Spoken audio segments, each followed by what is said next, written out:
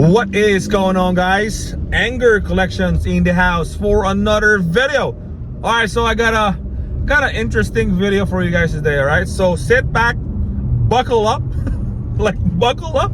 All right, so I want to say a couple of days ago, this weekend, I had a very nice conversation with our local Pokemon group over here.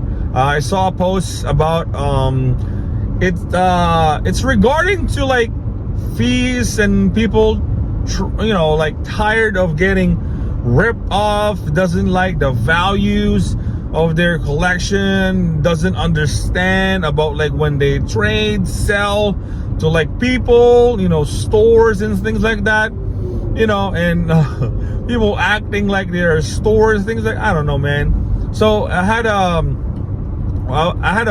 comment over there, a very long comment, and it's pretty much explaining the breakdown.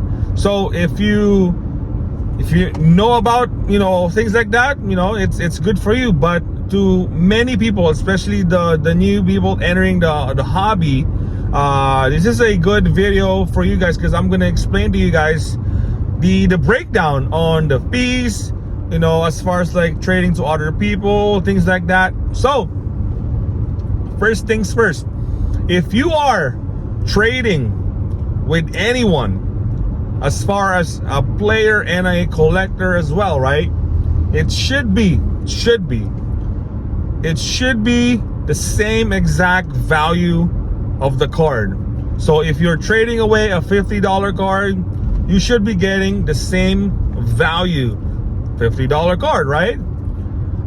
There's some occasion that, let's just say, hey, I have a $50 card over here that you need, but I did not see anything in your trade binder. So sometimes the other party will like give you more because they don't really need anything. And the fact that they don't really need anything, they have to put more towards the trade, just so they can get the cards that they needed, the $50 card, right? So for the most part, it should be the same value. If you guys are trading at a value of market price or TCG low, TCG mid, it should be the same. So, and that's that, right? So as far as the breakdown with people selling, right, if they want the most value for their card, their collection, you got to sell it in person, you got to sell it local, you got to sell it yourself, right? Either you sell it locally with another like player, collector, either you sell it on Facebook. You're gonna get the most value. Now, for the most part, as far as you selling your own, you will still get some type of like, I don't want to say like fees, but the fact that, let's just say your collection is worth $10,000, right? Let's just say TCG low, $10,000. You're not, no one's gonna pay $10,000 on your collection, even if the buyer is a player or a collector like you, right? So no one's gonna pay that. So when you sell it, either you sell at a lower rate, but nothing too crazy. Sometimes 90% or even 80% if you really need the cash. So you would say $10,000 TCG low value right now, looking to sell $8,000, $8,000, right? So you will still get hit.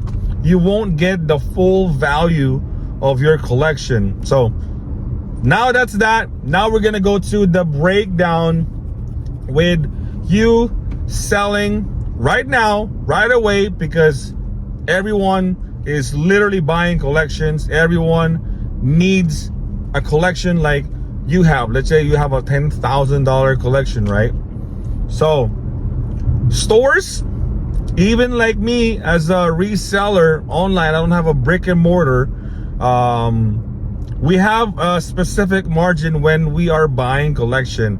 Now I'm gonna explain how I explain it to our group, because it's a Pokemon group, right?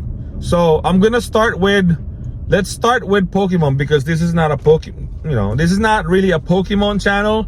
But with Pokemon, I just recently started buying small lots of Pokemon collection, specifically like the $5, $10 cards, and sometimes slabs as well, because yeah, I started grading and selling Pokemon on my eBay.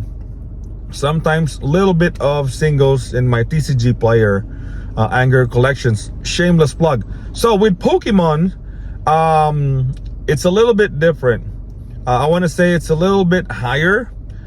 So the breakdown with Pokemon is we buy collections. I want to say average, right? Stores, we buy at 70% cash.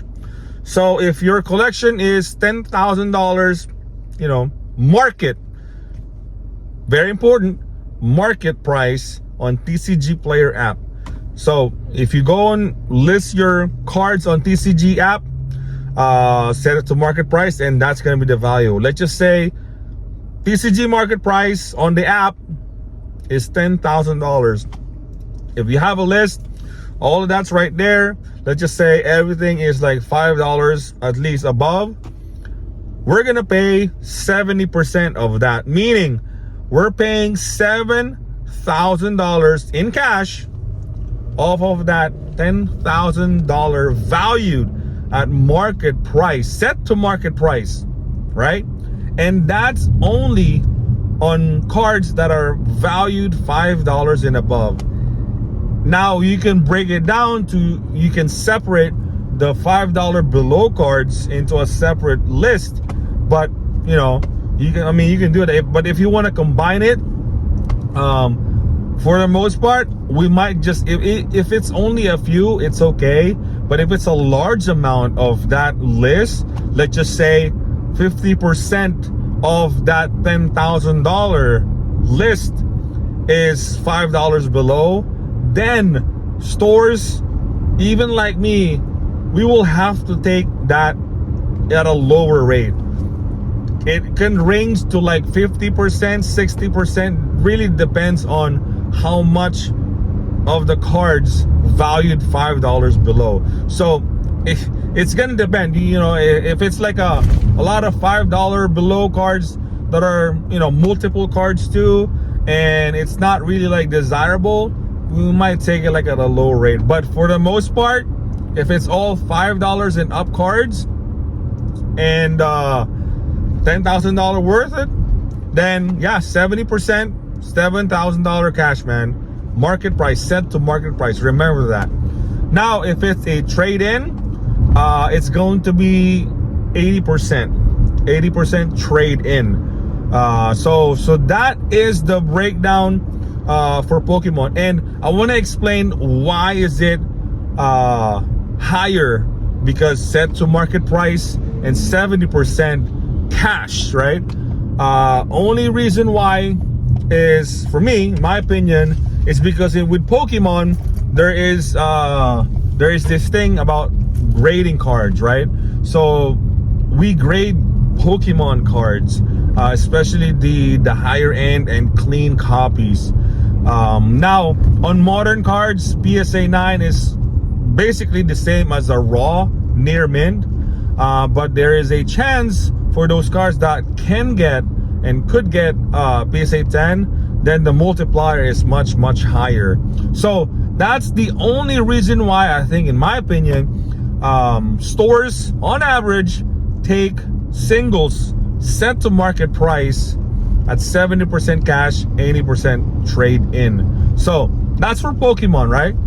Now for Magic, it's a little bit different, right? It's a little bit different.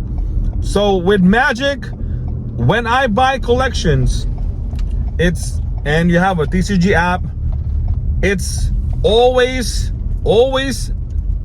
set to TCG low, okay? The app should be set to TCG low. And as far as margin, it's going to be in a range of 60 to 65%. Sometimes higher if the value of the cards on the list and the quality of the cards also is good, right? So it really depends. So 60 to 65% TCG low set on the TCG app. And same thing with Pokemon. The list should have at least $5 and up cards. But if it's like same thing, if there are a lot of $3, $5 below cards, it will be, you know, at a lower rate, right? But for the most part, 60 to 65% on a collection. And now let's see. Well, am I forgetting something? So MTG collection 60 to 65% set to TCG low. Now with Magic also, there's specific cards that I kind of stay away from, and sometimes I even buy it at a lower rate, only because there are certain cards that are, what do we call it, like slow movers, right? Like foil cards. Foil cards are actually slow movers, and also foreign cards. Foreign cards, I kid you not, I actually stay away with foreign cards. Actually, both of them, foil cards and foreign cards. Now, if it's part of a massive collection, then I would take it. But if it's like, you know, singles that I can just like separate and stay away from, I would actually do it. So Magic collections, 60 to 65% margin when buying. And then, yeah, foreign cards, foil cards, most likely gonna be taken at a lower rate, or probably not even, you know, buy it. I also stay away from a lot of sealed products. It doesn't mean that there's no margin to be made on sealed products. I just prefer singles than sealed. Just my personal preference. You know, you can do sealed all you want, but for me, I just stay away from now, you know, for now. But so that's really that, man. If you wanna like if you're trying to value your collection or want to know what you could get from your collection, that's really that, man.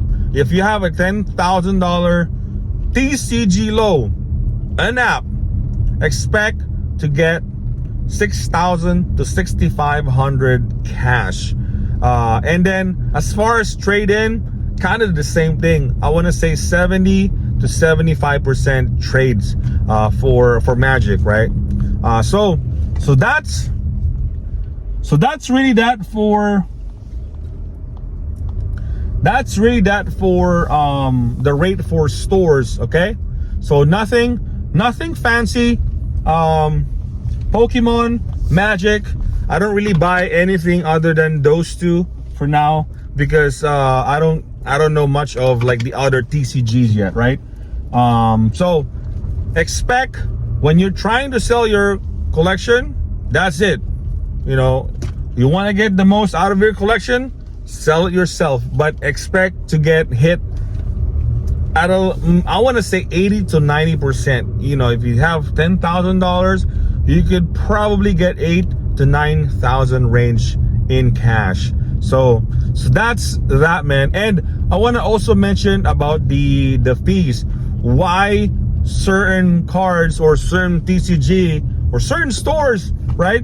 Why do we take in at that margin, right? So with fees, now I don't know a whole lot about eBay yet because I just started on eBay. But on Tcgplayer, I can tell you guys that with Tcgplayer fees, it should average about 13 to 15% fees. So right at the bat, You know, if I buy a $10 card, right away 13 to 15% gone. Now on top of that, we gotta ship the card, right? Depending on the card, either we bubble mailer or we ship it plain white envelope. You gotta get hit with fees. Now, included on top of that will be the supplies. You know, your stamp, your envelope, bubble mailer, tape, all of that stuff, your printer, ink, paper, all that's included on top of the fees and shipping. Now, nobody's like probably mentioning this, but also the time is probably should be included as like a big part of like the selling. It's you really can't value time, because think about it, right? When stores, let's just say I have Scalding Tarn, right? And you're selling me more Scalding Tarn, right? So now the only one copy that I have, let's just say, is selling for $20. Now you're giving me 4 to 8 copies more Scalding Tarns. So now you gotta, you know, the value of time to sell all of that. Yeah, I mean, there's a value to that, you know, because it takes time to sell your cards. Now, Scalding Tarn is probably not the best example because it's a playable card, but a certain card that's like worth $10 that are slow mover, it will take time. You know, if you have one copy and they're selling you like 4 more copies, that card will take time. And not to mention, the card might even go down in value. So that's another thing I want to mention, that when you're buying collection, you also have to factor in the time. Now, if you have multiple copies of that, you can either not buy it, or, you know, mention to the seller that, hey, you know, this one, you know, I already have like 4 copies of it, I can't take 4 more. And that's the whole that's how buy list works. Like when stores are buy listing cards, in the beginning, like your first week, oh, I can sell this card for $10. They're buying it for $10. That's awesome. And then like you got another copy the following week, and then you're wondering, why is it like they're taking it in for like $7 now? Now that's the reason why, is because the more copies of the same card we acquired, it's like more risk for us, as far as like card going down, card getting banned, you know. And yeah, it's a risk, man. So I hope this pretty much explains everything, because like I said, in our group, they were wondering, or I guess they're getting tired of like, I'm tired of like these people like charging like fees, acting like they are stores, or like, you know, it's crazy how nowadays, especially that TCG Pokemon is like so much value, that when they buy a collection, even if they don't have like a brick and mortar, you know, I mean, I guess like me, but I'm a reseller for 4 years now. There's a reason why we charge like at that rate. Now, yeah, I mean, that's pretty much it. You know, with people, same player, collector, it should be the same value, no matter what it is, and you'll get the most value selling on your own. But it still expect a certain amount of, I guess, fee or cut on the value, just so you can get the most value. And then if you want quick cash, because think about it, you gotta factor in the time and, you know, the convenience. If you sell it to a store, we'll buy everything, you know, in one shot, but expect at a lower rate. So that's gonna be it. I hope I explained it, everything. If you guys have any questions on this kind of like topic, put it in the comments. So yeah, that's gonna be it. I hope you guys enjoyed this video, and if you did, please consider liking and subscribing. Hit that bell notification so you don't miss any video. And with that, Angara boys.